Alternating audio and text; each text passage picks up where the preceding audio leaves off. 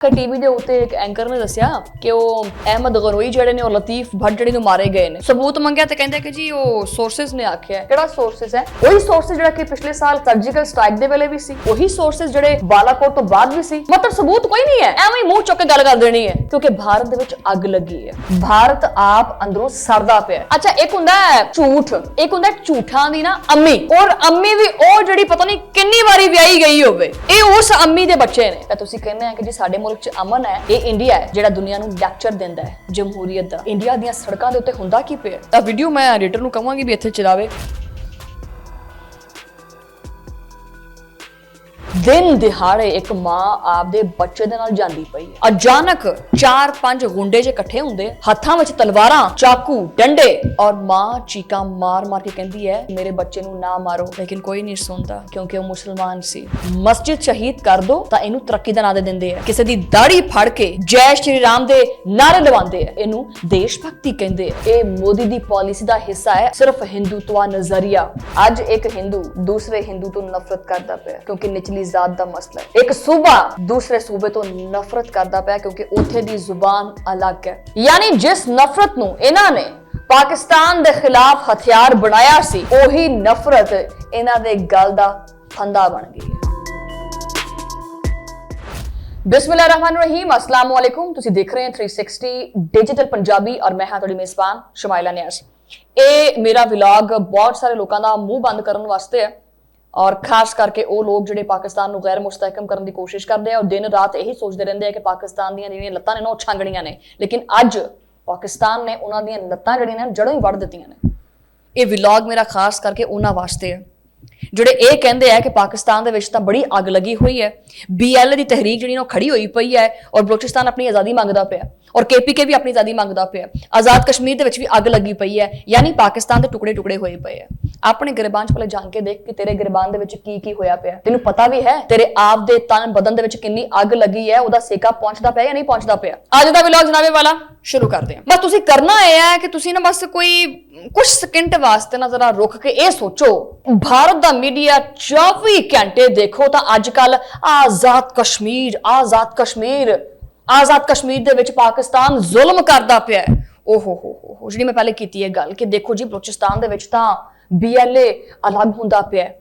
Balochistan liberation army ने कहा कि हम पाकिस्तान के साथ नहीं रहना चाहते, पाकिस्तान फेल हो गया है। दूजे पासे कैमरा घूमदा है ते विचों निकलदा की चूहा, झूठ, नफरत, सड़कां दे उत्ते खून। तेरे मुल्क दे विच की चलदा पिया ना, ये तैनूं मैं दसदी हां। सब तो पहले तां आपां गल करदे हां जनाब, ये जिहड़ा हर रोज़ ਜਿਹੜਾ ਝੂਠ रोज़ ही वेचते रहंदे है ना, इन्हां दे कुछ एंकर्स जिहड़े ने पता नहीं की खांदे आ। तुसीं एंकर सारे हैं।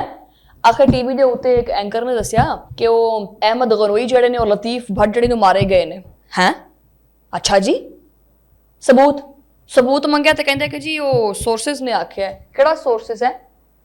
ਉਹ ਸੋਰਸਸ ਜਿਹੜਾ ਤੁਹਾਡੀ ਹੈ, ਉਹੀ ਸੋਰਸਸ ਜਿਹੜਾ ਕਿ ਪਿਛਲੇ ਸਾਲ ਸਰਜੀਕਲ ਸਟ੍ਰਾਈਕ ਦੇ ਵੇਲੇ ਵੀ ਸੀ, ਉਹੀ ਸੋਰਸਸ ਜਿਹੜੇ ਬਾਲਾਕੋਟ ਤੋਂ ਬਾਅਦ ਵੀ ਸੀ।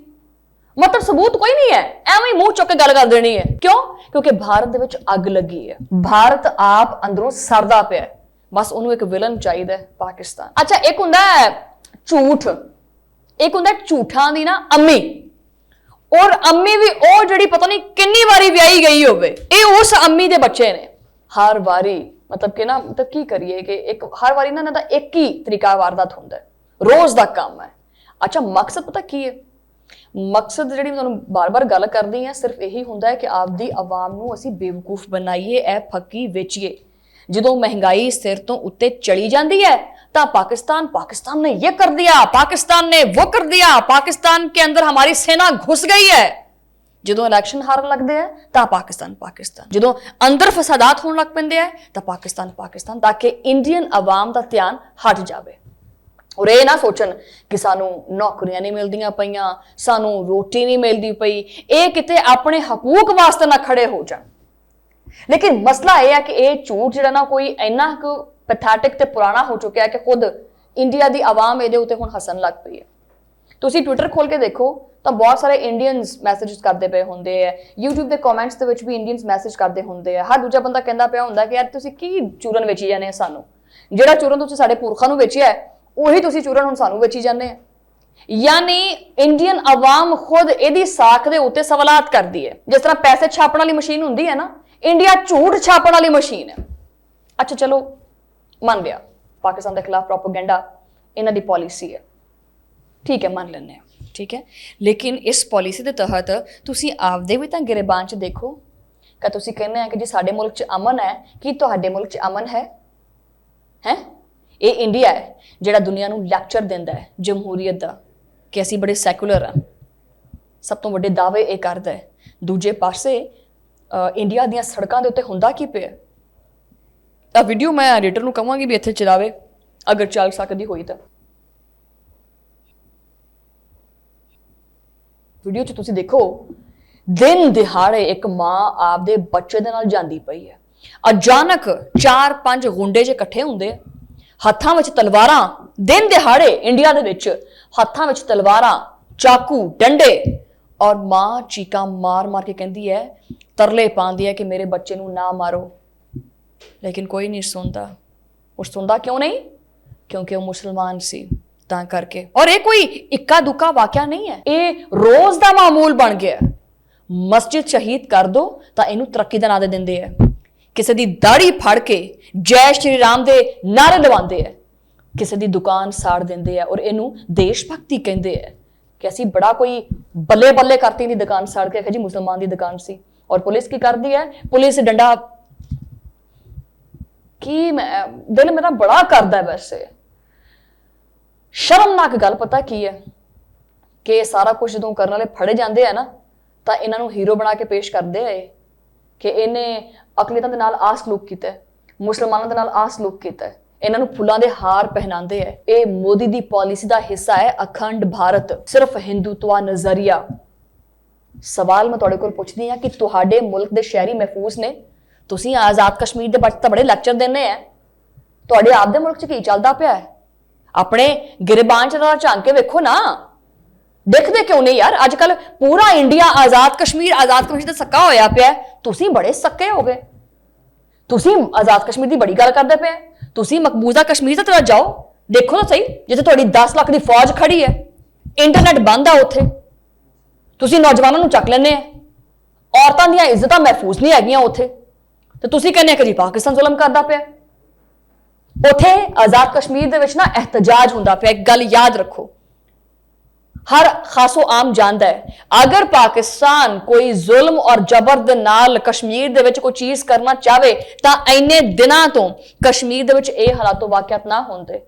अगर हुकूमत कोई जोर जबरदस्ती करन ते आंदी तो कर सकदी सी, लेकिन हर किसी नूं जिहड़ा ना वो अपने मफादात के तहत, अपने हकूक के तहत पूरा का पूरा हक हासिल है कि वो एहतजाज देन। और इस तरह दी सियासी सरगर्मियां दे विच हालात उत्ते थल्ले हुंदे रहिंदे हैं। तुहाडी फौज दे विच मकबूजा कश्मीर के जिहड़े लोग ने वो पाकिस्तान की फौज के हक में नारे लाते पे। बस असल गल वही है, गल्लां गल्लां च मेरी चाह होगी ठंडी। गल यही है कि बस आपदी नाकामी छुपाउण वास्ते एक विलन चाहिए, खतरनाक जा विलन, वो है पाकिस्तान। हाँ भाई हैगा है पाकिस्तान विलन। पाकिस्तान वर्गा विलन भारत वास्ते तारीख च नहीं मिलेगा, ये गल याद रखना। तुसीं जिहड़ा पाकिस्तान विलन बनाने हैं ना, असीं तस्लीम करते हैं। इन्हां दा मीडिया दिन राती बस दिन राती पता की काम करदा है, इन्हां दियां फिल्मां जहर वेचदियां ने, इन्हां दे सियासतदान जिहड़े ने वो भी घुंघरू च पा के नच्ची जाते हैं। नतीजा आखिर की है कि पाकिस्तान जिहड़ा है टुटदा जा क्यों नहीं पिया? वैसे अज एक हिंदू दूसरे हिंदू तो नफरत करता पिया क्योंकि निचली जात का मसला है।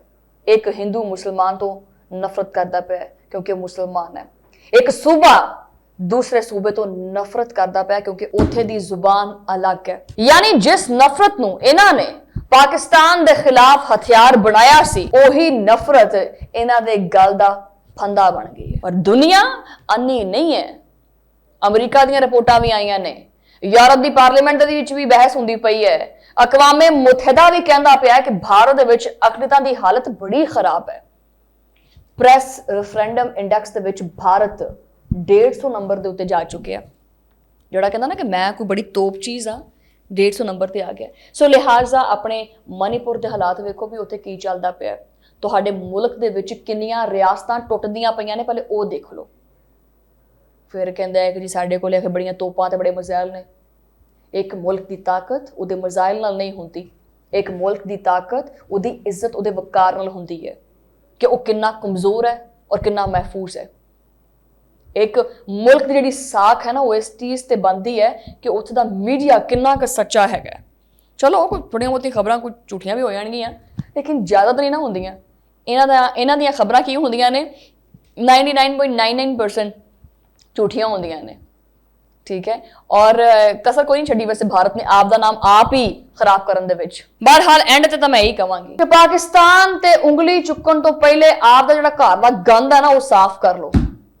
ਔਰ ਆਜ਼ਾਦ ਕਸ਼ਮੀਰ ਦਾ ਰੋਣਾ ਰੋਣ ਤੋਂ ਪਹਿਲੇ ਮਕਬੂਜ਼ਾ ਕਸ਼ਮੀਰ ਦੇ ਵਿੱਚ ਜ਼ੁਲਮ ਬੰਦ ਕਰ ਲਓ।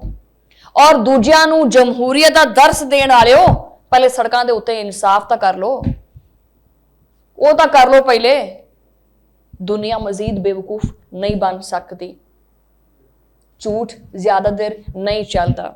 ਹਕਾਇਕ ਦੇ ਉੱਤੇ ਮਬਨੀ ਗੱਲ ਕਰਿਆ ਕਰੋ। ਨਫ਼ਰਤ ਦੀ ਸਿਆਸਤ ਦਾ ਅੰਜਾਮ ਜਿਹੜਾ ਤੁਹਾਡਾ ਇਸ ਟਾਈਮ ਹਾਲ ਹੈ ਨਾ, ਇਹੀ ਹੁੰਦਾ। ਬਹਰਹਾਲ ਅੱਜ ਦਾ ਵਲੌਗ ਕਰਦੇ ਆ ਖਤਮ ਆਪਾਂ ਇੱਥੇ। ਤੁਹਾਨੂੰ ਮੁਲਾਕਾਤ ਹੋਏਗੀ ਅਗਲੇ ਵਲੌਗ ਦੇ ਵਿੱਚ, ਉਦੋਂ ਲਈ ਅੱਲਾ ਨੇ ਕੇ ਪਾਨ।